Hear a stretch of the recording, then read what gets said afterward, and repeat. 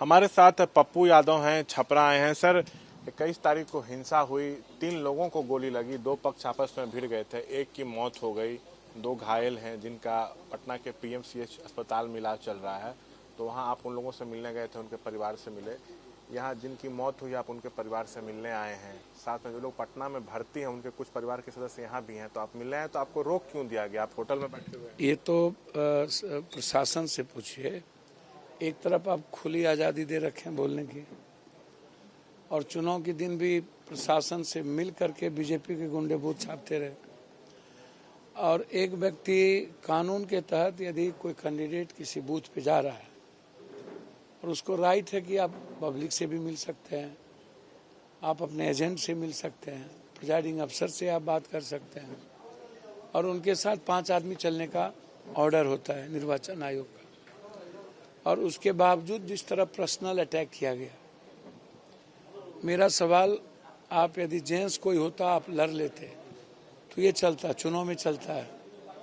लेकिन चाहे वो रूडी जी का परिवार हो चाहे लालू जी का, राजनीति तो साथ ही शुरू किए लोग, लालू जी और रूडी जी, राम बहादुर बाबू, जितने लोग, प्रभुनाथ जी, साथ में रह के राजनीति किए। चुनाव में जब तनाव भी होता है तो फिर आप एक हो जाते हैं। लेकिन जिस तरीके से हम, कोई नई बातें तो है नहीं, हम मुबारकपुर में इतनी बड़ी घटना घटी, रूडी जी गायब थे और नेता गायब थे, बाढ़ आई तो गायब थे, जब 6-6 बार शराब में मरे तब भी गायब थे, और जब चुनाव आई तो ये बाइफर्केशन बैकवर्ड फॉरवर्ड का शुरू कर देते हैं। तो रूडी जी हमेशा राजनीति 4 तारीख को खत्म हो जाएगी। समाज को रहना है, समाज को आप क्यों तोड़ रहे हैं? और इस तरीके से जो बीजेपी के गुंडों ने, कुछ बुजुर्गों ने ऐसे शब्दों का प्रयोग, कोई भी किसी भी जाति के नेताओं को, किसी भी जाति को पर्सनल गाली देने का अधिकार नहीं मिलना चाहिए, उसकी सदस्यता रद्द करनी चाहिए। किसी भी धर्म को गाली देने की इजाजत नहीं मिलनी चाहिए, उसकी सदस्यता रद्द करनी चाहिए, या उसको चुनाव पर पाबंद लगाना चाहिए। जो गाली गलौज हुआ उसी की आलोचना रूडी जी को करनी चाहिए। ये अपने को विद्वान समझते हैं, ये जाहिल पंडित है, और इनको कानून पर कोई भरोसा नहीं है।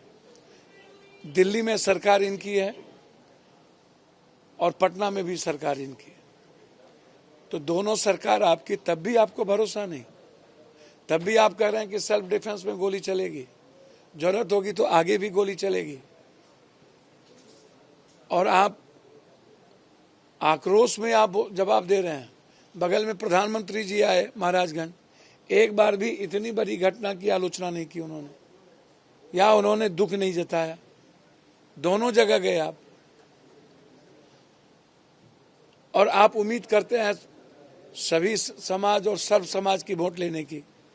तो रूडी जी, सियासत तो अपने जगह पर एक को खत्म हो जाएगी, आप चले जाएंगे दिल्ली, फिर नहीं आएंगे, हार के जीत के जो भी जनता की हो, लेकिन समाज को तो इसी चौक पे रहना है। घटना के लिए और आपने तो फंसा दिया ना, सबको 302 का मुकदमा बना दिया।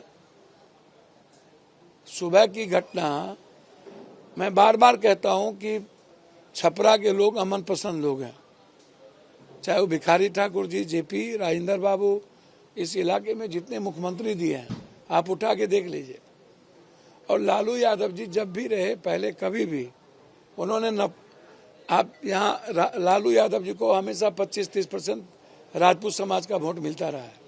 और जो गाली एक दिन पहले दी, उसको आप जाति से मत जोड़िए, उसको आप गुंडे से जोड़िए।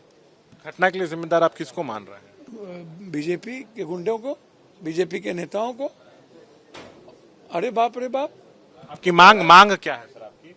रूडी जी पर FIR दर्ज हो उसकाने का, और गाली दिया। उन्होंने तो कहा गोली चलेगी, सेल्फ डिफेंस होगा, और जितने लोग इसमें इन्वॉल्व हैं, SPD ट्रायल हो, उस परिवार को 20 लाख रुपया मिले। आप भी आर्थिक तौर पर मदद करना चाहते हैं? निश्चित रूप से मदद तो हम तो हमेशा करते रहे। मुबारकपुर में कहाँ थे ये लोग? मुबारकपुर में तो दोनों परिवार समाज को 2-2 लाख रुपया हमने मदद की थी। जब बाढ़ में थे तो हर परिवार की मदद की। हुआ यही कि 20 तारीख को जब वोटिंग हो रही थी तो रोहिणी आचार्य बूथ नंबर 318 पर अपने समर्थकों के साथ गई थी, तो बीजेपी कार्यकर्ताओं ने उन पर बूथ कैप्चरिंग का आरोप लगाया। फिर इन लोगों ने बीजेपी कार्यकर्ताओं पर बूथ कैप्चरिंग का आरोप लगाया। वहां पर दोनों पक्ष में हल्की झड़प हुई, पुलिस रोक दी, लेकिन अगले दिन 21 तारीख को भिखारी ठाकुर चौक पे दो पक्षों में जमकर गोलीबारी हुई। देखिए पत्रकार जी, कोई समर्थक नहीं थे रोहिणी के साथ। 5 आदमी के बगैर प्रशासन चलने दे ही नहीं सकता। वहां जो लोकल लोग थे वही थे, रोहिणी के साथ कोई समर्थक नहीं थे। मैं आपको क्लियर बता दूं, और झड़प नहीं हुई, गाली गलौज हुई, पर्सनल अटैक हुआ। और दूसरे दिन इस माहौल में कि ऐसा क्यों हुआ बेटियों के साथ, उसमें विवाद बढ़ी। तो जो कानून को लिया आप उसको भी गिरफ्तार करिए। लेकिन जिन लोगों ने गोली लगातार चलाता रहा, कोई 2 आदमी 3 आदमी नहीं है इसमें, गोली चलाने वालों की संख्या 25-30 से ज्यादा की है। पहले से उतने हथियार थे, गोली चलाई गई।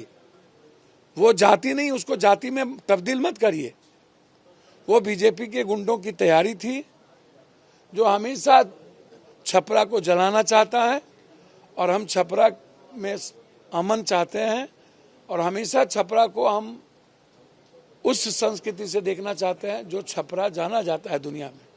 इसीलिए अपील करते हैं कि जो काम जाहिल नेताओं ने किया है, वो काम दूसरे पार्टी या दूसरे समाज के लोग ना करें। और छपरा चुनाव के चलते, सियासत के चलते छपरा के अमन को और छपरा के समाज को खत्म ना करें। बहुत शुक्रिया। देखिए, इस मामले में 2 लोगों की गिरफ्तारी हुई है। मृतक के पिता ने भी एक एफआईआर दर्ज कराई है। वहीं रोहिणी ने जो आरोप लगाया है कि उन पर हमला किया गया है, उस मामले में भी एक एफआईआर जो है वो दर्ज की गई है। कैमरा पर्सन विशाल राय के साथ शशांक कुमार, एबीपी न्यूज छपरा।